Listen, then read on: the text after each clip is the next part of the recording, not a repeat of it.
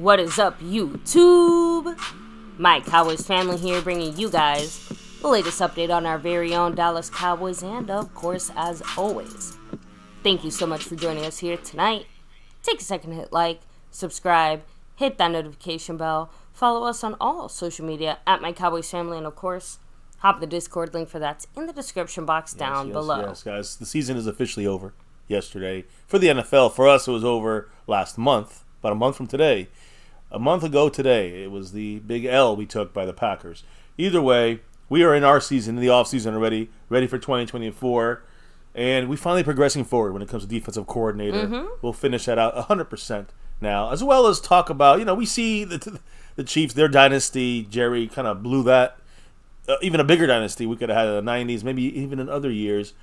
How can our offense and defense, how can Dak on offense and Micah on defense kind of lead our team here in the last couple of years? They're going to be all be together, try to get that Super Bowl. I don't know, but today we're going to discuss some of these things that are relative to that question. So it's going to be more of a quickie tonight, but we are kicking it off here on a new week on MCF with some new family members representing boards. And yes, much love here, Skeptical Speaking Fan. of family and representation, Woo. Thank you very much, Skeptical Fan, kicking things off on the official Gifting side of things there. Gifting a membership there. Congrats, Juan Carlos. Hell yeah. Hey, much love to Juan Carlos. Much love. Congrats to Juan Carlos. And much love to Skeptical Fan. Yes, always staying Gifting that membership. I'm going to have to check the boards now, but, we had a pre-stream drop by the great top dog, Dwayne Broussard. A $4 Dak Holler, a Go Cowboys pre-stream. With this here, it's 1 and 2 now in the top spot. Skeptical in first place, not just the gifting membership board kicking off a new week, but overall board by 1 over Dwayne Broussard. We'll get into that in a minute, baby. Let's get into the people holding down the crowns on all 4 of our boards here on My Cowboys Family. Starting with the sponsor of the week. First time ever for him. The man repping that star in enemy territory. JD from DC. Hell yeah. Much love to him. JD representing it here with us. The sponsor of the week, first time ever. Not the first time as the gifting membership champion. That's right. Yeah, 3 out of 4 weeks. He's been in there in that top spot. We'll see if that continues. And right now, Skeptical Fan's in first place, and Skeptical Fan gifted another one.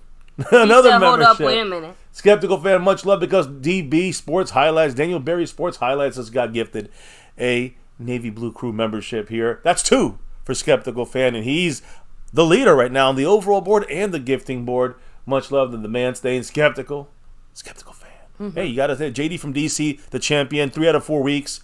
We'll see if that goes. Skeptical's in the lead there. JD does have 69. Yeah, 69 points on the Stream Boss. So he's got 3 out of the 4 boards already, just kicking off the week. And, of course, the Cash App King. You got to love it. It's McLovin, the champion. First time for him to claim that title. A lot of new faces here this week. They're going to carry these crowns through the week till we see if we crown new ones. Right now, Skeptical Fan's moving in first place on the gifting board and the overall board. I'll update those things in a minute, baby. Should we, we want to go into the different ways of dropping the love, right? There's the super chats. There's a thanks button. You can gift memberships. You could jump into memberships on your own. Navy, blue, silver, star, or over everything.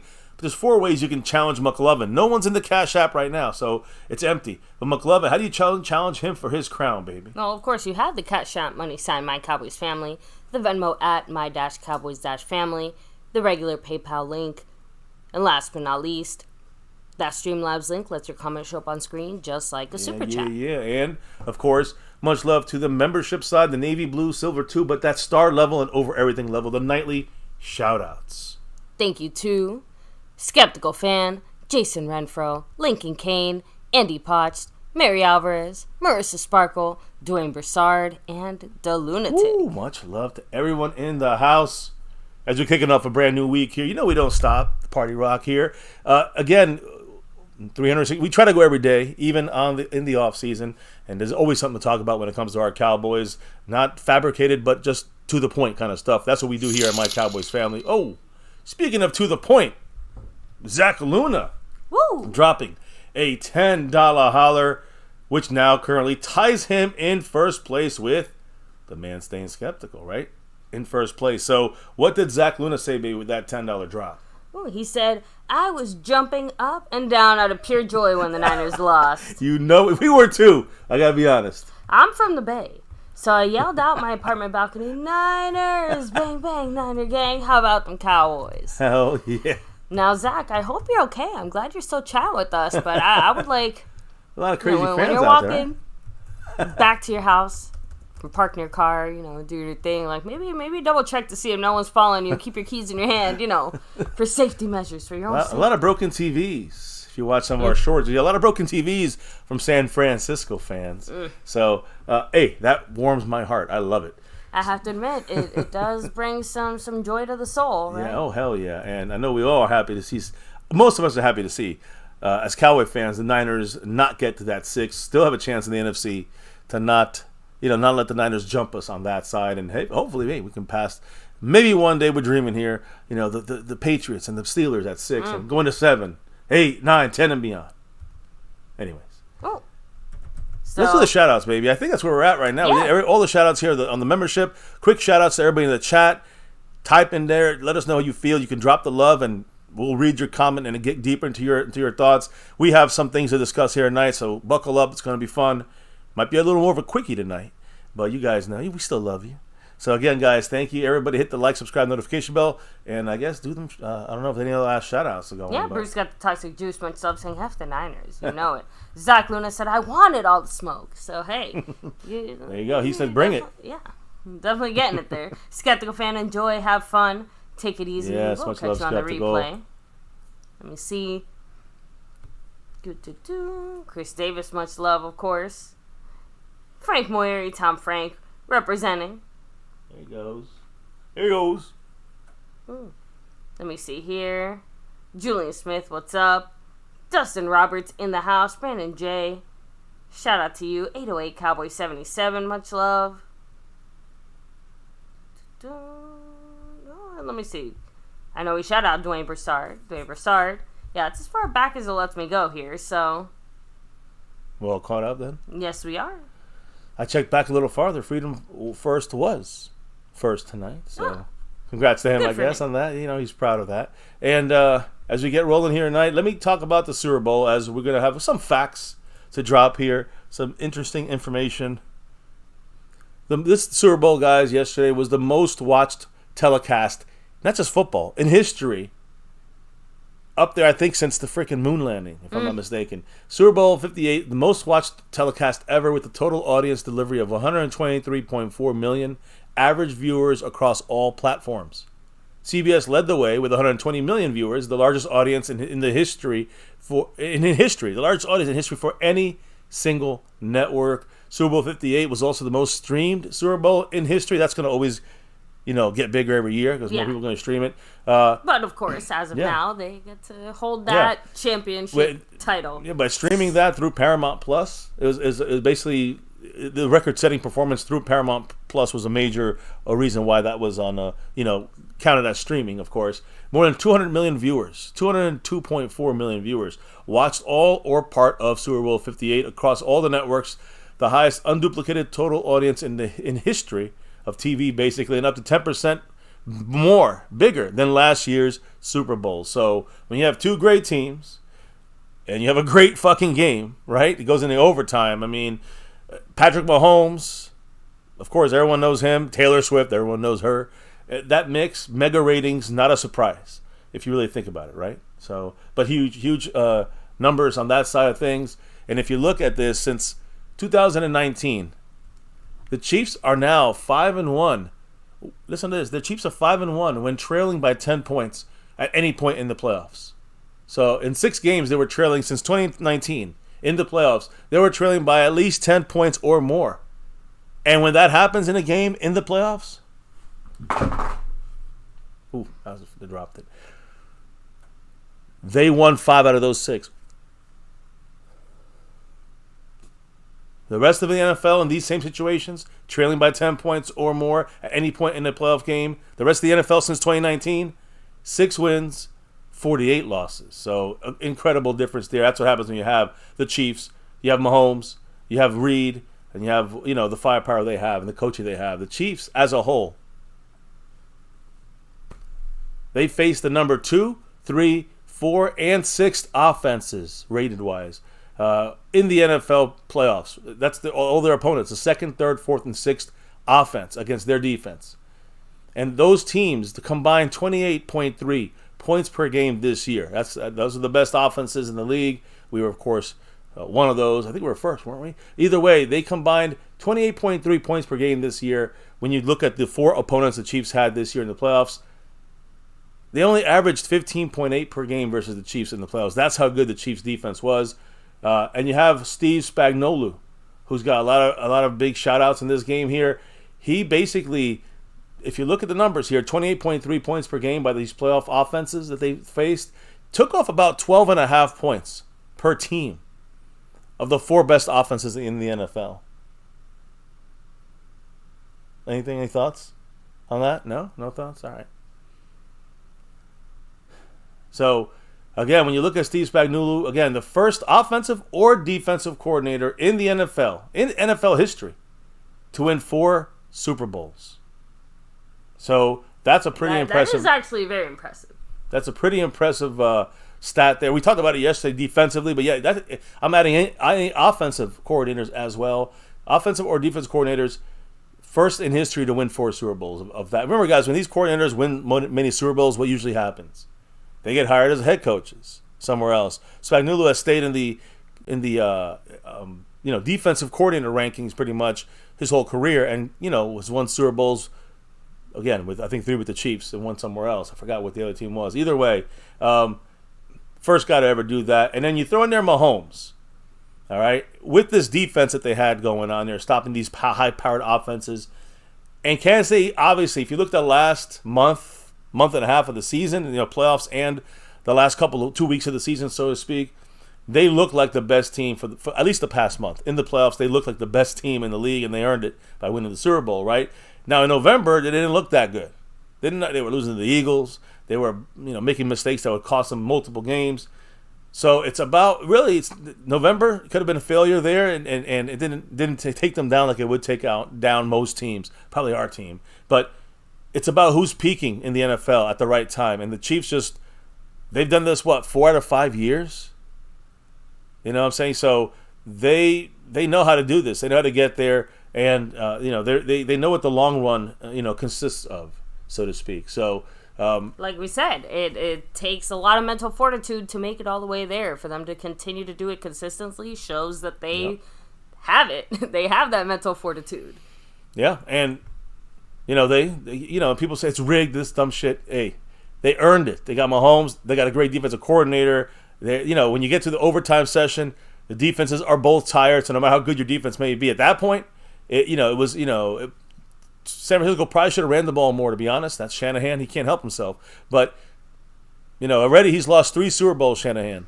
With the Falcons, 1, blowing that by throwing too much. Mm-hmm. Blowing the one against the Chiefs that he had a lead on them in the fourth quarter. And then now this one as well.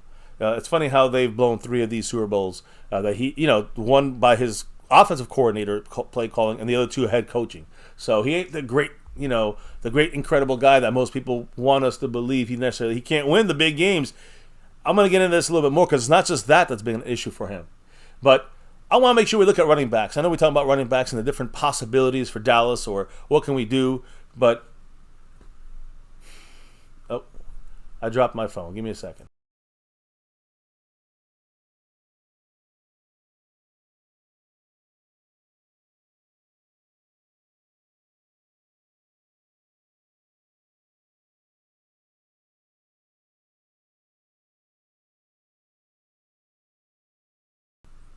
We good. All right, got it.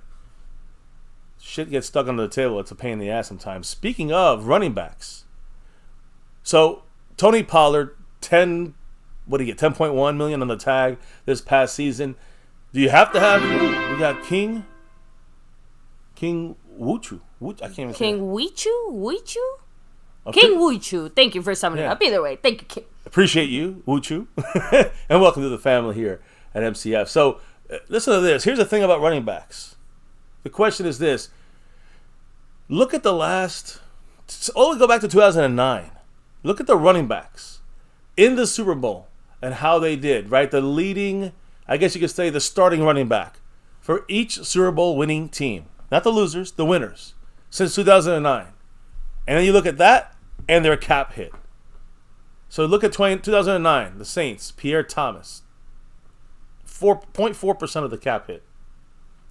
Packers had James Starks. Giants had Ahmad Bradshaw. Ravens had Ray Rice. Seahawks had Marshawn Lynch, which, by the way, that's the highest cap percentage taken up out of all the names you're going to hear. 6.2%. He was basically the best running back in the Super Bowl for the winning team since 2009.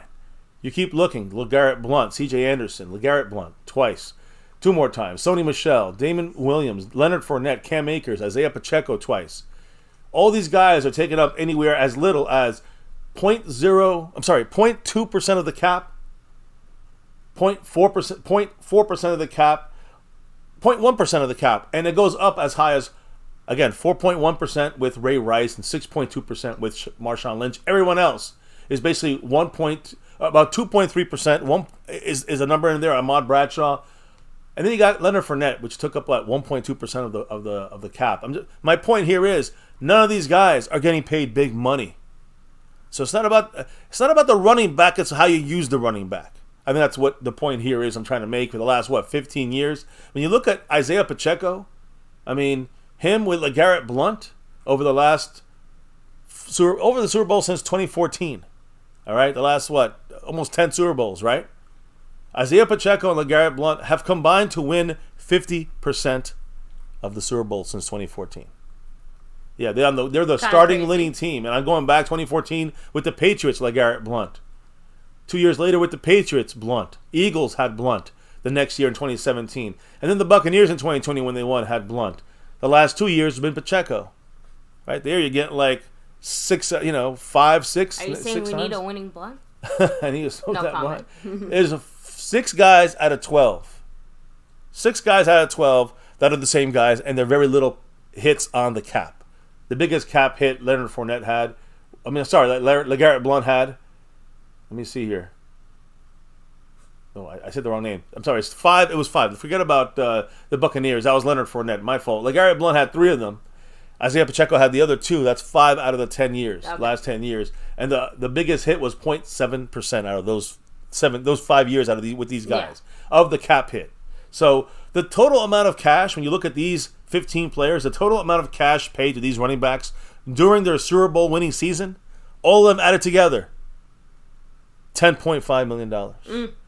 The tag this past year for Tony Pollard, $10.1 million. So you don't want to spend the big money. I don't mind Derrick Henry for $4.5 million. I think that's where he's going at right now. But that would be, maybe 2% of the cap, maybe 1% of the cap. I'm saying he'd be a very small hit on the cap is the point. So you don't got to go big money to get a running back. You know what I'm saying? If you want to win the Super Bowl, you got to have a running game of some sort, but it's how you use a running back more than we need to have the best running back. Yeah, look, realistically speaking, all this does is just back up what we already knew. We don't need to spend $10 million to have a solid run game because we just spent basically $10 million to have a not solid run game. So that is an easy direction to do a double whammy of improving at the position and saving money at the same time. It not only can be done, it needs to be done. And at least according to our front office, that's what they want to do. That's what they intend to do as of now. They say they're going to switch it up, right? They say they're going to switch it up and kind of pay less. These and one of the little kind of pre-stream discussions we were kind of having back and forth is, it was obviously relating to Zimmer. And I kind of said, a lot of how our draft is going to go just overall, it actually depends more on our free agency than it does on even solidifying that Zimmer hire. You know what I mean? So you're saying more basically our free agents will determine the way that the draft goes. And I know that seems a little bit, counter to what the Cowboys been doing, though. Straightforward, easy to say. It does seem somewhat counter, but we've kind of said it before. One, we do need to hit on our draft, but 2, the free agency side of things is where we're going to see those bigger differences. All right. No, I do agree. That's going to be a lot Without of input from knowing Zimmer. more, it's hard to be more specific. I also see Chris Davis saying, so Zimmer can bring in his own defensive staff. I think he's going to bring in his own defensive, kind of hole fillers. Because we got a couple spots missing. I'm going to talk about that a little later, so stay tuned, Chris. We'll discuss that. I think he has an option to do some things with the guys that we already have here, like Al Harris. I was just about to say. That's what I think is the move. Moving him to like the Joe Witt spot, Yeah, even I think it's going to be hard for Zimmer to make a case saying, hey, I want to bring in my guy over the guys that are here. like the guys that are kind of already here. I think Zimmer absolutely knows that coming into this, like, he is here to kind of mold and adapt himself a bit to what we already have going on. He still will be able to kind of do it in his own way, but it's not like we're going to... again, this is one of those tricky things about whoever we brought in as a defensive coordinator. We knew it wasn't going to be like, hey, what do you want to do? It's no. This is what we have. You go make the best of it. Yeah, agree. So still very much in that. Well, vein. I'm gonna when I get to the Mike Zimmer stuff, you might be surprised of why. It's partially is why it's a surprising something that's obvious of why it took so long to get this deal done with Zimmer. Okay, we'll talk about that in a minute. But let me get back to the Super Bowl real quick. And fuck the Niners. Yeah, we're already back. We're already past 5-7 minutes of the stream. Fuck the San Francisco 49ers. The San Francisco. Listen, here's the great thing. I kind of found it weird with the rule change of the playoffs and the Super Bowl that this game went in overtime and they took the ball first. And initially I didn't think about it. I'm like, yeah, you do go you get to try to score first. But when you realize both teams get the chance to score, I immediately thought that the team getting the ball second and defending first has the advantage. And they do by very little percentage, I will say. But still, that is the right call to make. Forewarned is forearmed, and at least you know what you need to do. Heading into like that possession, right? Which sounds like, you remember, the rules for the playoffs, for overtime in the playoffs, and obviously now the Super Bowl, they did change them, and this is the first time it was implemented in the season, right? Like with the new changes? Yeah, again, no, the season doesn't have that. Remember, the season is still the old rule. I just said this is the first season that we're seeing those changes in the playoffs. I don't know if it was after the Chiefs-Bills game, and I think we never got to there. We never got to an overtime game. So that's what I'm saying. It's been like a year or two since these changes were implemented. It's just that this is the first time where it's actually the Super Bowl gone into it was actually relevant. Hey, it went into the Super Bowl, into overtime, and so the San Francisco 49ers chose to receive the ball first in overtime with the new postseason rules. By a slight percentage, it would have made more sense of giving the ball to Patrick Mahomes, instead first. Try to stop on your defense, and then and then what you need to do going down the field. Do we need a touchdown or a field goal to tie it or win it? So when you look, but here's the bigger deal. So that's already, it feels like that's a little McCarthy move right there. Mike McCarthy, it's like unprepared, right? Mm-hmm. The Chiefs. This has now been, I think the Ringer brought this up and kind of verified this, but the Chiefs had discussed these new overtime rules as far back as training camp. They've been practicing for this. Defensive lineman Chris Jones, number 95, going to be a free agent. He said the players were prepared for what to expect if the Super Bowl went into overtime. I'm assuming any playoff game as well. Yeah. He said, quote, "We talked through this for 2 weeks," meaning leading up to the Super Bowl. Yeah. And he said, quote, how we were going to give the ball to the opponent if they scored. We were going to go for 2 at the end of the game. We had rehearsed it. So they were going to go for 2 if the Niners would have scored, and they would have went down the field and scored. It would have went for 2, and that would have been the game. So the Niners, though, they had no practice, and this is another Kyle Shanahan, blunder. Another smudge on his issues there, right? They showed up. The Niners did not do this. They did not practice. Multiple San Francisco 49er players said after the game they were not aware about any of the new overtime rules. And in the sense that they were different. They know the regular rules. They thought the first team scores, that they get a touchdown, game's over. That's not the way it is. That's the regular season. You got to score. The other team gets a chance even if you score a touchdown. So the Niner players said after the game they were not aware that and that they were different than the regular season overtime rules. And strategy discussions over how to handle the overtime period did not occur as a team. They just kind of went out there. Shanahan did not direct them or teach them or anything. Okay. And but Eric Armstead, the defensive lineman for them, he said that I didn't even know that. Like the first time I knew about these new rules when I looked up at the scoreboard at the screen above us in Allegiant Stadium. That's bad coaching. And look, if this was like a regular season game, I could understand it in a lot of ways, but you're really telling me for the Super Bowl, you failed to prepare adequately? I don't know. That's what I'm saying. That is a hard one to get past. And man, whether you say it out loud or admit to it or whatever it is, it's hard to get away from that type of judgment or admonishment. Like we're all thinking it. We all have it in our heads. And like you pointed out already, it's not exactly the first rodeo that Shanahan has had where he fucked up again. He mismanaged. And, it shows up every time. Seems to show up every time with him. Kyle Juszczyk, number 44, the fullback for the Niners, after the game, he said that they had never went over this, and he was not aware of the overtime rules. Didn't really know what was going on with that. So this is poor coaching, poor planning by the coach. That's it, straight up, Kyle Shanahan. Now imagine for a moment, guys. Imagine if we were in the Super Bowl, and we are in the same scenario, and then Mike McCarthy fucks up like this.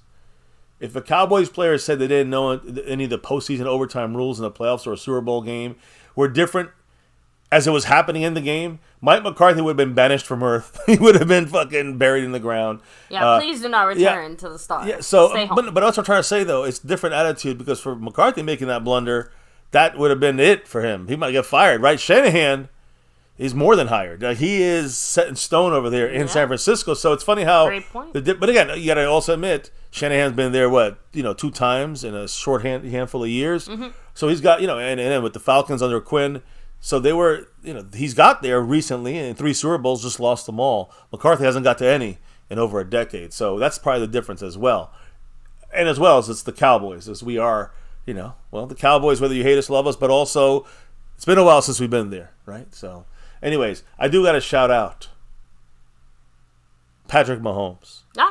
You know why? Patrick Mahomes he's a Texas guy, but, from Texas, the whole 9 yards, but he's a Cowboys fan at heart. He's got to be. You know why? He has saved the fan base the embarrassment of having the Eagles win their second and the Niners win 2 more. I know. Thank you, Kansas City Chiefs and Patrick Mahomes. He's kind of, they used to be the Dallas Texans, the Chiefs. So they got some love, I think, from the AFC side. And again, if you look at some of the numbers of this game, the Niners lost. They went down in over 37% in win possibilities and win probability. Just along these few plays. This is how close it is in football. The fumble with McCaffrey, the muffed punt, and the blocked extra point. Those 3 plays took their win probability from wherever it was down over 37%. That shows you how big those little 3 plays are. It's the difference between winning and losing, obviously. So again, when you look at the Niners, and I do laugh at them to some extent in the sense that they've had some real they've lost 3 Super Bowls. They've been to 4 or 5 NFC championship games. They still haven't been able to win that 6. We're still there. But we haven't even touched the championship game yet in the NFC. So I'm figuring that probably 27 other NFL teams would gladly have a San Francisco 49er season, bunch of seasons, like this. I'm trying, if you have over a decade, you get 3 Super Bowl appearances. Most teams would be cool with that. 27, 28 teams would be I would take that any day of the week. That means we're great, we're dominant, we're always relevant. I couldn't do that. I don't know why. It's not even good for us as Cowboy fans. For me, to me, I don't think I'd like to see that. I don't want to see us suffering the way we are right now. But I also want to see us losing in 3 Super Bowls in a decade. You know what I'm saying? So I don't know. Right now, you look at the. I guess. Right now, as a legacy, as a franchise, no one feels sorry for the Niners, let's be honest. But 7 trips to the NFC, 7 times to the title game in the NFC. They've won 3 out of those 4. 3 out of those 7, they went 3-4 in the NFC Championship. We haven't been to any NFC Championship games. They've won 3 championship games. 3 Super Bowls they've lost that they've been to. Mm-hmm. So they're 0-3 in the last game of the year by a combined 17 total points in those 3 losses. That's how close they've come to winning maybe 3 more Super Bowls. Against the Ravens a decade ago, and then, of course, the Chiefs twice. So, again, 5 snaps away, possibly, from having 8 Lombardi trophies for San Francisco, instead of still tie with us with 5 on it. Pretty crazy, huh? Mm-hmm. That's how close it is. The Niners really should be, I mean, crying right now in a way. I'd be crying if I was a damn Niner fan at this point. So when you look at the celebrity side of things here, we talked about the Super Bowl last night. Taylor Swift. Everyone hated seeing her for the most part on the screen. But Taylor Swift was shown during the Super Bowl a total of 12 times. Does that seem like a lot? Not really, considering everything else they show repeatedly and whatever. I'm just saying, like, I don't think it was that bad. So 12 times for Taylor Swift during Super Bowl 58 for a total broadcast time of 54 seconds. 54 seconds. Can you guys deal with Taylor Swift? Some people are so triggered by Taylor Swift. For 54 seconds, you got the problem. Because I don't really care about Taylor Swift, but I don't give a shit. So, and again, she's dating the fucking one of the stars of the Chiefs. Yeah, shit, what do you expect? Showed Beyonce and half the other famous Jay-Z people, and Post Malone. like 30 seconds. Yeah, so. I mean, listen, it's whatever to me. Some people are just triggered. They don't like her, and they think she's a liberal. It's all this crazy shit with Travis Kelce and Pfizer. It's so stupid. Who cares? Just, it's fine. It doesn't bother me at all. And when you look at it 12 times for 54 seconds, I think you guys can deal with that, right? That was a 4 hour and 8 minute broadcast. So 0.36%. Can not I even just 1%. throw this out there? This has to be, like, I don't know about, like, records and stuff like that. This has to be one of the longer Super Bowls. It was. Like, time-wise. It was. And they still only showed it for less than a third of a percent. Taylor Swift. Still, impressive. In the game. Now, after the game, of course, they showed her hugging him and the whole kiss and all that good stuff. That's a whole different thing. Anyways, what about halftime? Some people loved it. Some people hated it. Think it's the devil. Usher's halftime performance at the Super Bowl 58 in 2024, drew in 30.1 million households. That is more than the very popular halftime show of last year of Dr. Dre. 2 years ago, Dr. Dre, Eminem, and all them. Mm-hmm. And in 2022, that was one of the bigger ones. And then Rihanna's last year in 2023 was also huge. This one crushed all of those. So 30.1 million households. So congrats to Usher for that. He sold out. I think you said he sold out his next like one of his tour. His few concert performances for this year are basically all sold out and everything else. So good for him. I thought it was fantastic. Yeah, well, I'm not a huge fan of him, but it was. I didn't see any problems with it. Whatever. It's okay. All good. I know you love it. It's more your kind of. Oh yeah, to me, realistically speaking, outside of the Lady Gaga Super Bowl halftime, at least in the recent shows, right? Like that one stands out to me as one of the standouts. You know what I mean? Like I wouldn't put it as good as the Lady Gaga one personally, but it's up there for one of the more modern day, better halftime shows. I will forever claim my favorite one outside of the Cowboy ones with Michael Jackson, all those, taking out the Cowboy of modern era day guys. Without question, it's Dr. Dre and his whole performance with everybody coming out there, the rappers. Hey, that's hip hop. Yeah, I like not better than Michael Jackson. That's why I said it more modern times. Right. Like, I'm talking the last, let's say, like 15-ish years. Yeah, that's what I'm saying. My favorite is Dr. Dre, Eminem, and Snoop, and all them. Yeah, that was from the best recent one. times. Yeah, without question. For me personally. Anyways, I think Michael Jackson, Prince, have to go classics up there for some of the better, like of all time. Yeah, I agree. Anyway, back to you. As we keep it rolling, some final Super Bowl facts, I guess here. Celebrity style here. We had Post Malone. We talked about him as cowboy representation, right? But unfortunately, teardrop. Post Malone was wearing a Chiefs jacket that was given to him by Brittany Mahomes, Patrick Mahomes' wife, while he was performing, and he was at a place at a party, and you had Jason Kelce partying, crazy person like in a rave. Look, we all have to wear stuff we don't want to wear for work, right? I think this qualifies as something you have to wear for work. So he did do some. Did he do the national anthem? I don't know who. He did America the Beautiful. America the Beautiful. That's what he did. Yeah. So he was at the Super Bowl for that reason as well. And then afterwards, celebrating with the Chiefs. So he wore it. He said, but it was funny though. He was like yelling, "Just one time, one song, only one song." And he was like adamant. That's how much of a true fan he is of the Dallas Cowboys. Again, and I'm not even a fan of his music, but I love the representation. Even listen, he made it clear during that whole thing. Yeah, he did it. Real one. He did it the whole way through, guys. I mean, it was just for one song, and then it's right back. He put the cowboy jacket on after the song, so that's it. He did it once. for the special event, We the one love song, it. whatever it is. And again, his loyalty should never be questioned. Beyond the joking, you can tell he didn't want to give up his cowboy jersey jacket at all. He even the way he put it down. And I'll post the video tomorrow. The way he put it down on the counter, he did it like it was like a baby putting it down. Like he put down a baby on a crib or something like this. That's how much he loves the Cowboys. Anyways, one last thing out of this Super Bowl before we move it to, I guess, into 2024 now, right? Past the Super Bowl talk here once and for all. Well, Micah Parsons, I do have to bring up his name, and he brought up an interesting, comment during the Super Bowl that, is bothering all of us when it comes to, not being held, like being held like this. Mm-hmm. Multiple times you saw it in the Super Bowl, and people are complaining because they were calling them, and then these flags went flying. Micah Parsons said, quote, "I've been talking about holdings all year. Now everyone cares because it's a Super Bowl? Like, come on. The NFL knows they are ruining defense. Hashtag offensive league." And that's his point. He's just trying to say the offense is getting every benefit to look good out there, and they can hold and hold and things like this are even accepted. I fully admit that the way that the current NFL penalty system is set up, it does overwhelmingly favor offenses. Yes. That's, usually when you have those types of calls that could maybe go both ways, or you have some sticky coverage or something like that. Even if the defensive player does everything correctly, if there's something that looks like it could, we all know it tends to err on the side of believing the offense. That's all. Again, that brings in the what?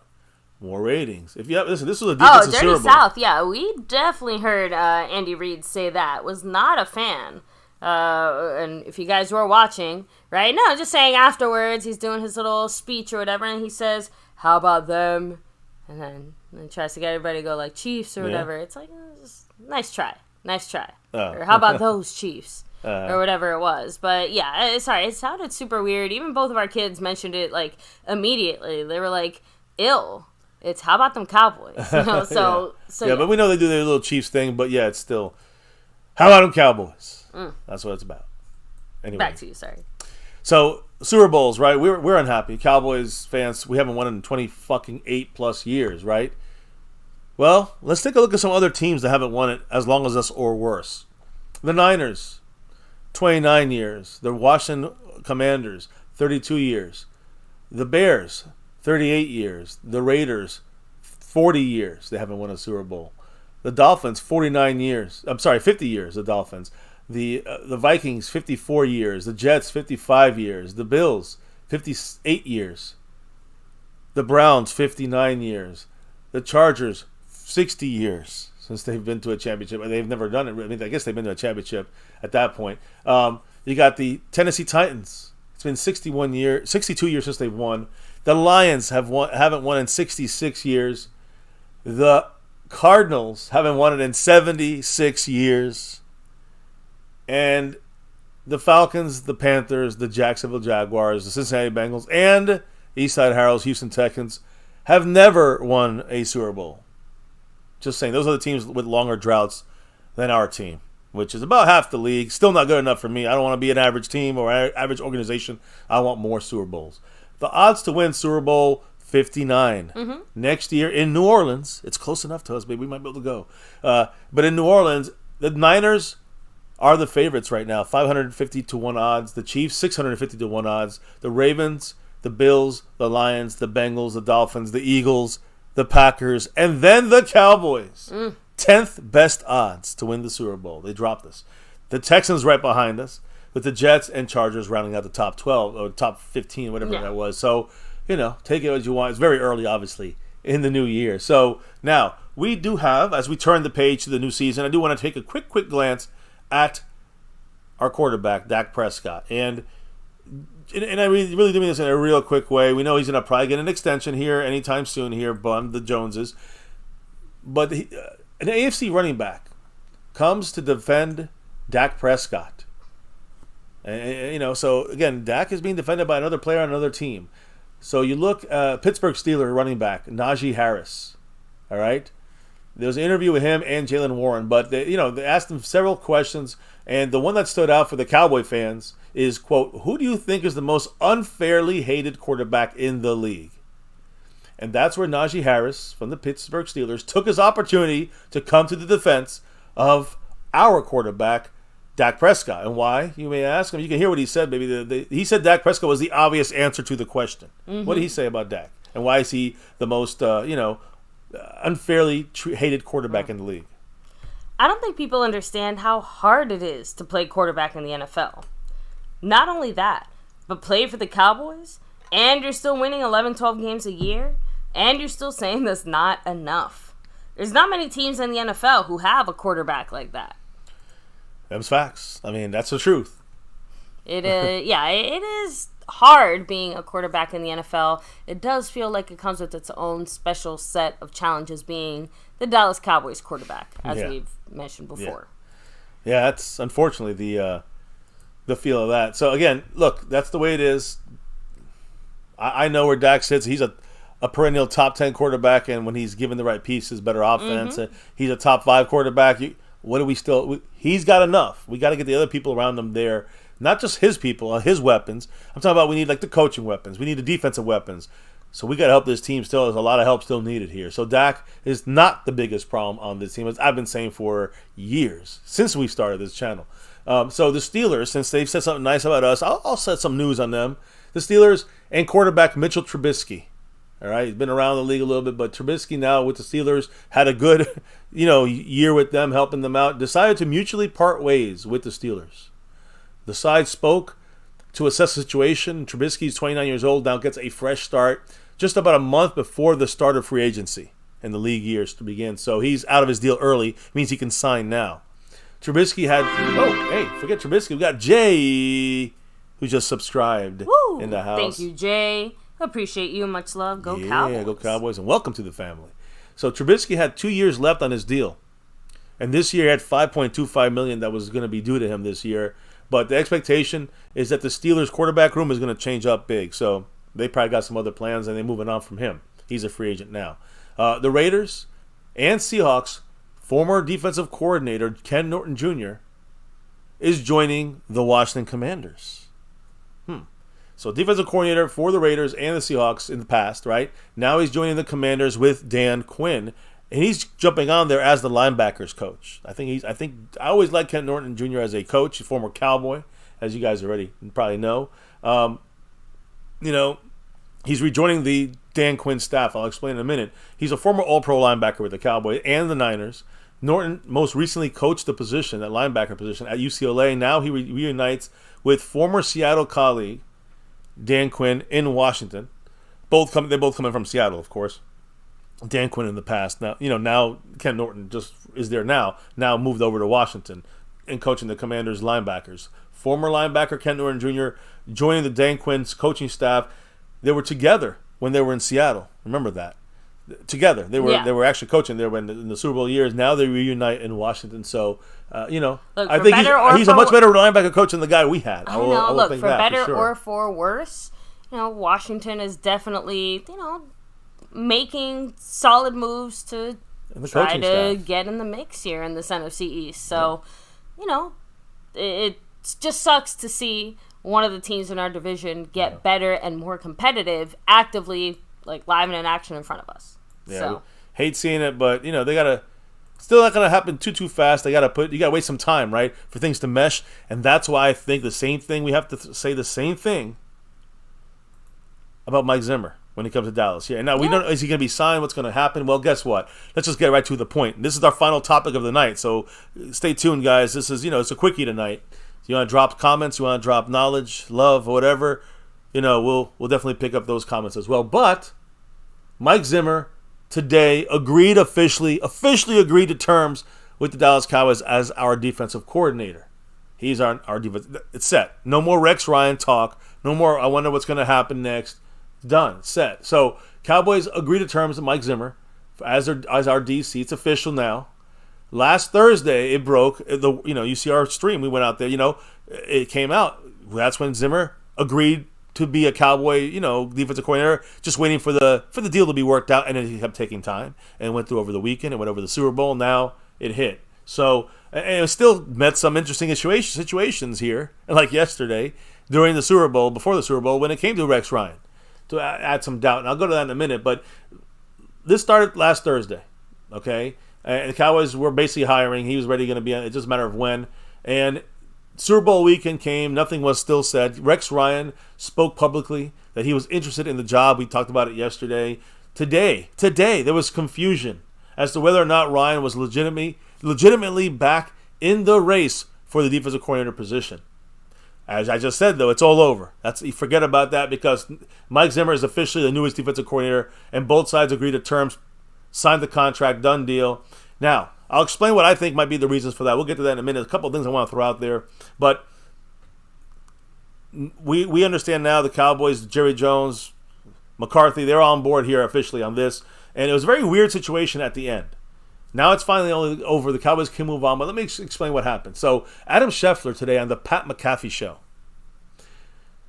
said that Mike Zimmer in that deal with the Cowboys is still not done, which we knew. We said this yesterday, it's still not done. He said today it still wasn't done, and that Rex Ryan was still among coaches and others that are, quote, still in play for the vacant defensive coordinator job. So he kind of admitted, I guess it's still open. He basically used the Rex Ryan quotes himself. That he said that he got called from the Cowboys, so he's saying, I guess that's the newest news. He wasn't taking a shot at Rex Ryan, but it was more like, okay, if that's the news, then add it to the thing here. So he said, this is what Adam Schefter said, quote, the Dallas Cowboys really loved Rex Ryan. So he did say that. And he said that, Mike Zimmer, again, this is Adam Schefter saying, quote, Mike Zimmer's deal isn't done yet. And they've reached back out to Rex Ryan, referring to yesterday during the Super Bowl. Rex Ryan, again, reportedly re-entered the conversation with Jerry Jones and Mike McCarthy.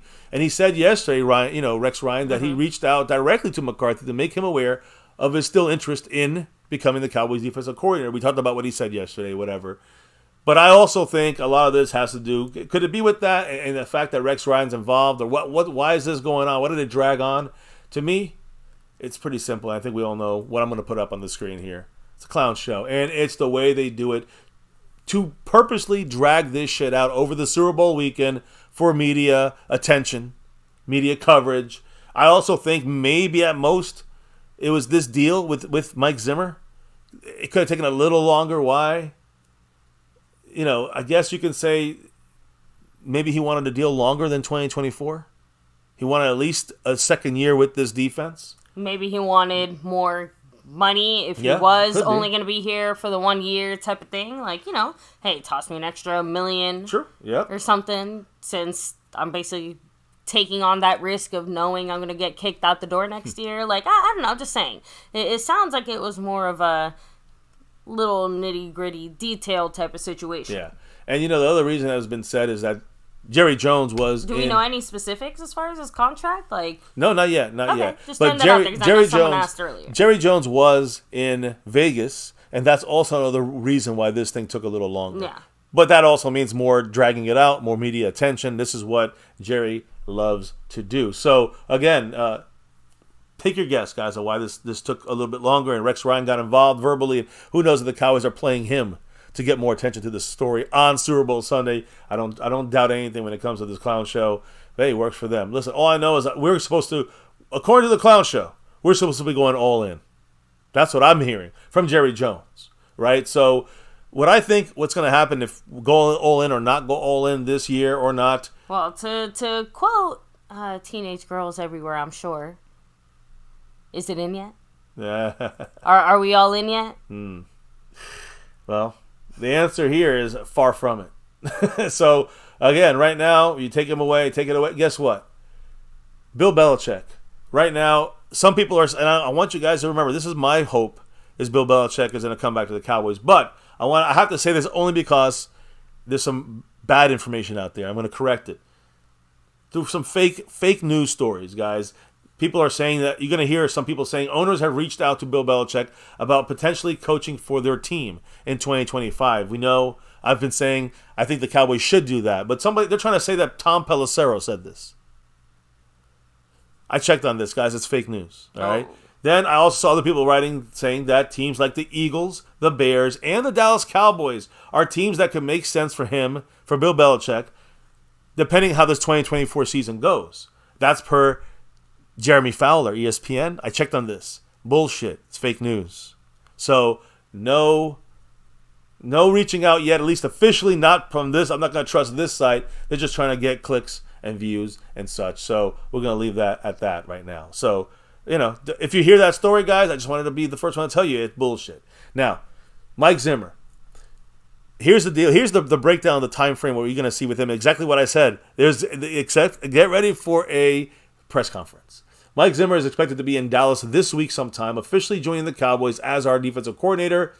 This has been backed up by multiple people familiar with the situation. Jerry Jones was in Vegas for the Super Bowl. That did slow down the contract talks, but did not change Zimmer as the standing defensive coordinator pick, right? Zimmer is going to come back to Dallas. He's flying in later this week to begin his second tenure as defensive coordinator with the Dallas Cowboys. And then a press conference will be following shortly after he lands in Dallas or gets to Dallas. So after that, after the press conference, he will be quickly getting to work on the draft process, filling out a defensive staff of coaches. We need some coaches, right? You guys asked, Chris asked about it earlier, I think. So he's going to have to fill out his defensive staff. Before we got players, we got to figure out coaches. That's again, these guys are going to expect to have multiple holes. The defensive side, multiple holes, open when he arrives. So again, right now the Cowboys, if we can't start doing that right now, that's the next step you're going to see from the Cowboys. Not going to be re-signing guys. It might be an extension or two, some roster, some contract stuff, some restructuring or extension. It could happen for CeeDee Lamb. Who knows? But the next thing in mind is to solidify the defensive coaching staff. And the spots that we have, the areas we have no current coaches at. Like Aiden Dirty, who went to the Seahawks.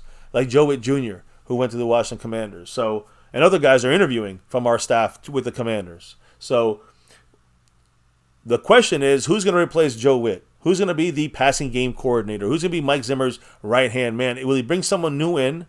Or I believe it should be someone like Al Harris, who's a defensive backs coach already. Did a great job on technique. Now we're going to see him maybe do more of the scheme fit here and see how he does it. So that to me will be an important upgrade for Al Harris, and he could go into that Joe Witt Jr. role. Losing Dirty at the offensive line. Aiden Dirty, he's with the Seahawks now as the defensive coordinator there. To me, you have to look at, someone possibly internally, but I think Zimmer might bring his. Look, Zimmer is a good run-stopping coach, defensive coach. Let me explain. In each of Zimmer's 3 years as a head coach or coordinator on defense, he has brought multiple top 5 defenses. In Dallas, with limited players in there, linebacker especially, we were first in the NFL. And in 2003, we were third in the NFL with Zimmer as the defensive coordinator. With one with Campos and one with Parcells. In Cincinnati, in 2009, he was fourth. 2013, he was third of defense for those in that time span with the Bengals. And then with Minnesota, he was third in 2016, first in 2017, fourth in 2018. I think 2021 was his last year there. Out of his 22 defenses, he's coached throughout his career defensive coordinator. 7 of those defenses have finished in the top 10 when it comes to run-stopping defense. That's important. So I'd rather he bring his own guy in. At that defensive lineman spot, defensive line, we got to stop the run. You get his right coach. That's going to be a very big. To me, you move Al Harris up, sign somebody in that in the safeties role, the defensive backs role, more specific, and you move. You got to bring in his own guy here. Who I don't know who, but so his guy he trusts that gets that interior line, defensive line really going to the run stop side of things. We bring in the right pieces for him, whether linebacker or defensive tackle, to help this man out and get this defense to be hopefully more elite and more consistent than we were last year against everyone, not just the shitty teams, shitty offenses. So don't know how you guys feel about this, but run defense, he has 7 top run defenses here, top 10 run defenses in his coaching career. I think he can hopefully bring some more of that. Now, Mike Zimmer spoke about returning today. He spoke about this today, about returning to Dallas as the defensive coordinator. And, he kind of put out a statement. What did he say, baby? I'm excited and honored to be back with a great organization. Go Cowboys. I'm thrilled to work with Mike McCarthy, for whom I have had a ton of respect in our NFC North days, and to do anything I can to help the Joneses and the Cowboys. Yeah, so he's on board helping us out. I don't know about that, but he's definitely using us. We're using him as a springboard. He's using the Stars as a springboard. Maybe if he's gone next year, We don't know if this contract maybe took longer because it was extra time, extra years on the contract, or even a little more money. And of course, we're not sure where he's trying to springboard to, right? Maybe he's trying to poach McCarthy's job. Maybe he's looking for greener pastures, right? The point is, he's trying to make sure he's looking good right now. Supposedly, the word is he's not interested in head coaching, but who knows? So we'll see what happens. But the other question people ask is a 3-4 defense or 4-3 defense. And as I've said over and over again, it's really nickel defenses. That means 5 defensive backs, whether it's 3 corners and 2 safeties or reverse that number. It's usually 5 defensive backs on the field nowadays. Like for us, remember, we only have 2 inside linebackers pretty much, left on this roster at the end of the season. We're going to get some more guys in there, but we're going to have to look at a linebacker specific because we're only going to need, we're going to probably be running something where we have 2 inside linebackers and we have 5 blitzers, 3 interior guys and then 2 edge guys as the outside linebackers, like Micah, but who's really just, another pass rusher, right? So when you look at this, guys, does it matter if he's in a 4-3 or 3-4? We run 4-3 pretty much, 4 down linemen. That can change. If you have 3 down linemen, you can have Micah as the 4th blitzer, or you can bring a 5th guy in there. So you can change it up a lot. You go 3, 4, or 5. We'll see what Mike Zimmer does and who brings in as the defensive line coach. That's very big, very important. But what did he say? This was a little bit ago, but it just gives you a peek into his mind for Mike Zimmer when it comes to the scheme and the 3-4 or the 4-3 defense. What does Zimmer say about this? Honestly, I want to fit our scheme to the players to the best of their abilities. Like I said before, it really does not matter if it's a 3-4 or a 4-3. And as far as my philosophy, I want to stop the run, and I want to hit the quarterback. However that is, if we've got a blitz, then I think we've got a great blitz package. But I want to be fundamentally sound in what we do. There are teams that can go out there who can go out and make a lot of big plays, but they are not fundamentally sound. And then when the game gets on the line, they do not perform in the crucial situations of the game. He's talking about Dan Quinn? Shit, he could be talking about half the people on this team. It feels like that Spider-Man meme where it's just 3 Spider-Men and they're all just pointing at each other. I feel you there, baby. I kind of feel that same way, but that's not, I have to admit, he is definitely saying all the right things. So you would think he had some media training from the Dallas Cowboys when he's answering some of these questions. He was with the Cowboys for 13 years. One last thing before we hit the comments and wrap it up. Again, much love to everybody hitting that like, subscribe, and that bell. But Michael Irvin had some words revealing how, again, he's been around him for most of Michael Irvin's career. Zimmer's been on the defensive side of the ball when he was playing with the Cowboys. So he kind of tells how Zimmer, even though you see him out there going crazy, he can still, the calm Zimmer is better than Quinn's kind of all over the place kind of mindset, making play, almost like what he said, making plays, but doesn't mean that they're going to perform when it matters or are fundamentally sound. There's something he instills. So what did Michael Irvin kind of say about this, maybe about Mike Zimmer coming to Dallas? Mike Zimmer will bring a more calm approach, and he'll make every team walk the ball down the field. So when you look at that,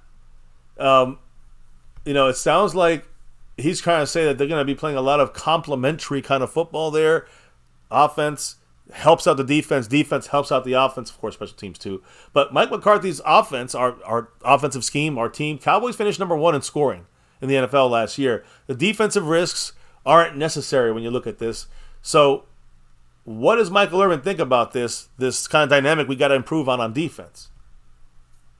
So he said, if you've got an explosive offense and the other team has to walk the ball down the field, it gives you a better chance at winning. Yeah, so what does that mean?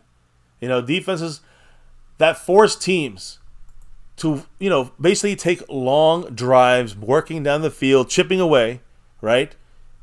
That's the thing he's talking about. He says walking down the field. He also thinks that, Zimmer might be a good yang to McCarthy's yang, so to speak, because he actually thinks that they balance each other out, that they are complementary. Don't get triggered. I was just about to say, don't get triggered by that word complimentary. Right? We've been playing a lot of complimentary football around these parts. Complimentary football with the mindset, I think you're looking at that way. Yeah. He's got the head coaching mindset as a defensive coach. McCarthy got the head coaching mindset of an offensive coach. But, to me, people can say, does this make Zimmer better than Quinn? Mm-hmm. it depends on the defense, on the offensive scheme. I know that I think he is better than Quinn when it comes to the actual scheme breakdowns and breaking down offensive passing games. He's a master at this, better than Quinn. This is shown in whether it's Shanahan coached teams or the lineage, the coaching tree of Shanahan, or non-Shanahan trees. Zimmer's one of the best remaining coaches out there. So does this mean that he's better than Quinn? In certain situations, I do believe it's true, but it's not just about that. It's about what helps the Cowboys in 2024 be more successful than last year's Cowboys. According to Michael Irvin, according to what you're saying, to me, it's more like I think Michael Irvin believes the Cowboys kind of found a pinpointed a way to improve the defense. And Mike Zimmer's the guy. Like I said about his rushing defense is a top 10 rush defense in about a third of his coaching career. Yeah. That's pretty solid, and that means I trust him in bringing in some coaches and defensive line coach, and then eventually with the free agents, maybe late draft picks, bringing in the right guys to develop or get ready, or with our own guys to solidify the fucking run stop on defense. I think that's something we don't talk about with him because he's a defensive passing mind. Like he's a defensive passing coverage guy. He's always worked with safeties and linebackers, but the front defensive line is where I think he's got to find a specialist for that. Kind of like you got him as a specialist for McCarthy for defense. He needed a real specialist right there at the defensive line coach, his own guy. And I think we bring in the right guy or two. That will help us be not the best run stopping team in the NFL, but better than we have been for basically a long ass time. So not just last year, but before that we were not good. We were worse at stopping the run than we were last year. So that's my 2 cents on that. I don't know if you have anything more to add. If not, maybe it's a wrap here in MCF on another quickie tonight. I do want to shout out, by the way, a couple people here. Of course. Dwayne Broussard with the $4 holler pre-stream with the Go Cowboys. He's third place on the overall board right now. We got Zach Luna with the 10 on it. He's tied for first place with Skeptical Fan, who has also 10 on it today because of 2 gifted memberships. He's first place on the membership gifting board, and currently there is no one in the Cash App, so that's still open. But there are some shout-outs coming right now, and I'm going to shout you out. Sponsor of the week, much love to JD from DC, as you can see. First time ever as a sponsor of the week. Also repping that Stream Boss with 57 points. Still hanging on there. And he's also the gifting champion. So truly, 75% has been dominated by JD from DC. Appreciate him. And then when you look at the Cash App, King, first time for him, taking it over. McLovin. Much love to McLovin there, repping that Cash App crown. No one in there, so no one's coming for it right now at this moment, but just the first night of the week. We got a ways to go. So, baby, I want to hit up a couple of comments. Of course. It's kind of a quickie tonight. So hit up a couple of comments in the chat, and we'll wrap this thing up here, call it a night here. My Cowboys family. Now, Sludhead50 saying, Zimmer's defense has played Rodgers pretty well. Yep. They've always given him trouble, and a lot of that has to do with the scheme, the coverage schemes that he uses. We talked about that in detail in our previous live streams yesterday, a couple days ago, last week. So, yeah, agree 100%. He's definitely given Rodgers and McCarthy with the Packers some headaches during those years. Presley Mitchell, what's up? Much love. And by the way, Fuego, take it easy. Much love, Fuego. Get on that work grind. Yep. Have a great one. Let me see. Mike, I think I touched on this, but Mike Aldana even said, Zimmer does have a Super Bowl ring. So, yep. Thomas Garrett, Superior Garrett, saying, it. Zimmer also has a home in Dallas, too. Does he have a Super Bowl ring? I'm trying to think if he has one or not.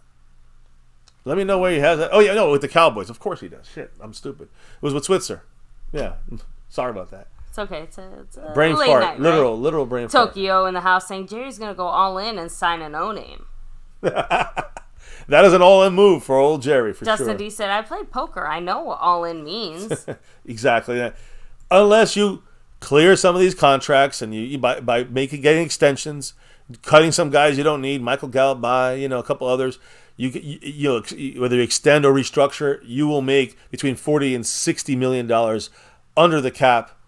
And then you take that money and not roll it over for next year. You take that money and you use it now. That's all in. Pretty simple. Let's see. They had a good step forward, I will say, with this guy right now when it comes to Zimmer. I think the best guy for the job for a one-year deal in the situation we got right now with a defense that's kind of almost there. We just need maybe a couple players and maybe a better coach to kind of take us over the hump. We hope, only can hope, that these fools here, these two old fucking fools, not us, them, are going to follow the Jerry Jones self-stated all-in and go for that 6 and beyond. Go for that ring. So let me kind of keep going here. So Xavier Hidalgo, I'm pretty. Don't know the years. Yeah, we like it could be a 1 year. The only thing we know is that it was signed. That's it. Any more details than that, we will probably be hearing throughout these next few days as it kind of comes out. Yeah, but Zimmer is, I think that could be, if anything, could have slowed it down as well outside of Jerry Jones being in Vegas. And the Cowboys want to put this over, over the time frame of the Super Bowl for more media attention. I think the other reason is maybe because, maybe Zimmer wants a little bit of a longer deal. If they fire him, at least he can collect some of that money for investing his time with his team. I don't know. We don't know what the deal is, but it's been done. It's signed. Just don't know the contract details yet. And remember, there's no cap involved here. They get $1 billion. He's not. But I'm saying you get $1 billion, and it's you can pay whatever you want to coaches. Yeah. So let me see here. Justin D, linebackers. Pioneer saying Jerry will grossly overpay for a veteran, but it will be a non-guaranteed contract. I see what you're saying. So go hard with a guy, but if he gets... we don't have any dead money with him. We'll see. But usually players want some guarantees. That's the key there, Jerry. You got to go all in. You got to make a decision sometimes. So, just let me see here. Yeah. Even you, Lee's side, I guess. I guess you can be here too. Let me see. Revelation journalists. Kind of rolling back here. Hannibal King 47. What's up? Mike Aldana, Pioneer. Fuego, Azteca Aguilar 04, saying if your team has no Super Bowl wins, regardless of when you were established, you have no room to talk big. True. I'll agree. So, that's a it's not like we're the oldest team either, so. That's a hint to Eastside Herald. Been around for what? They've been around for 20 years? So, let me see. No, I think, it's more or less as far back as I can go. Chris Davis, Asmodeus, Dwayne Broussard, Dirty South MVP. Yeah. Good deal. When you come back down, I think I got everybody. So, well, that wraps it up for tonight, guys. An hour stream tonight. It's pretty swift. Not to run off the Taylor Swift thing, but that was a pretty swift stream tonight, guys. Tomorrow we may go live. I know we usually don't go live on Tuesdays right now. The schedule changes, but if there's a chance that we can move some stuff around, there may be a chance we do go live tomorrow. I'm not going to say for sure that we can do it, but we will try. And especially if there's news, we're definitely going to be on here. Even if it's an hour stream or more, we'll be, rocking that star over everything as we always do here on the Nightly on My Cowboys Family. So, baby, as we move it on up here from night one here, Monday night, opening the week here, brand new. And we shouted everybody else out as well. Gave her the shout-outs for the people on the boards, leading the boards, the champion of the boards. People drop the love tonight, guys, as we end it tonight. If we can drop out, baby. Let them know why we do this thing here on the Nightly here. On this channel, on My Cowboys Family. Why do we do this? It's that navy blue, that silver too, and that star over everything. I see you there, Bruce. You're cracking me up. Far from it. But, yes. Win, lose, or draw, good, bad, or ugly. Hey, 2024 has begun for a while. For a month it's begun. In my mind, but now it's official in many ways. It'll be really official on March 17th or whatever. Doesn't matter. Here on this channel, we rep that star. Win, lose, or draw, good, bad, or ugly. Win, lose, or draw, we rep that star over everything. And for over 6.5 years here on YouTube, never forget, on My Cowboys Family, as always, say it with us. Go Cowboys. Let's get that 6 and beyond. Fuck the Niners. They didn't get that 6 yet. We got a chance to pass them. Let's go. Leaders of the NFC when it comes to the ring total and tying the best. That's what number 6 means right now for the Cowboys, of course, and also for the Niners, which they failed 3 times in the last 10 years. I love it. On that note, guys, thank you all for dropping your knowledge in the chat all night long. Cannot do this without you all. Presley Mitchell here with us, Justin D, Bruce Pioneer, Thomas Garrett, Xavier Hidalgo, everybody. Thank you for joining us tonight. Hit the like, subscribe, notification bell, and of course, if you're watching us on the replay, do comment down below if you'd like as well. Thank you for your comments, guys. Of course, much love to those dropping the love. Skeptical Fan, Dwayne Broussard, Zach Luna kicking off a new week, gifting memberships. Thank you, guys. And on that note, it is time to close it out. Drop out, clock out for the night, relock and reload for another show. Maybe tomorrow, but definitely by Wednesday for sure. So, baby, before we can officially get on out and drop out of here for the night, let everybody know what we got to do. We got to drop the beat. You held that one a little longer To there. build up the anticipation. Yeah, I feel that. All right, guys, new season is here. And, hey, we got our coach in place, defensive coordinator. It is now time to turn the page and fill in those last defensive coaching roles. We're going to look at the contracts, mix and match, make some room on the cap, sign some more guys, get the free agent, signings going, and then draft it up and go from there, guys. That's what it looks like going forward. Here, it's easy. It's a wrap here for an MCF with another Cowboys chat. Hopefully we'll be there next year hoisting the trophy. That's the hope. That's the goal. That's what Jerry Jones says is all in. We got Zim. We'll see if all in is followed. Guys, thank you once again for joining us right here in MCF, where it's about that navy blue, that silver too, that star over everything. Never, ever forget the number one thing right here on My Cowboys Family. Much love to everyone in the house joining us. Again, hit that like for the stream. Hit subscribe for the channel. Hit that notification bell so you know when we're going live. Set it to all, on to all videos, for all videos. And, of course, follow us at My Cowboys Family across all social media. Jump in the Discord, yada, yada. Check the description. You get all the info there. Guys, thank you for joining us. Stay safe. Have a great night, day tomorrow. We'll see you then. Peace. And never, ever forget, Go Cowboys!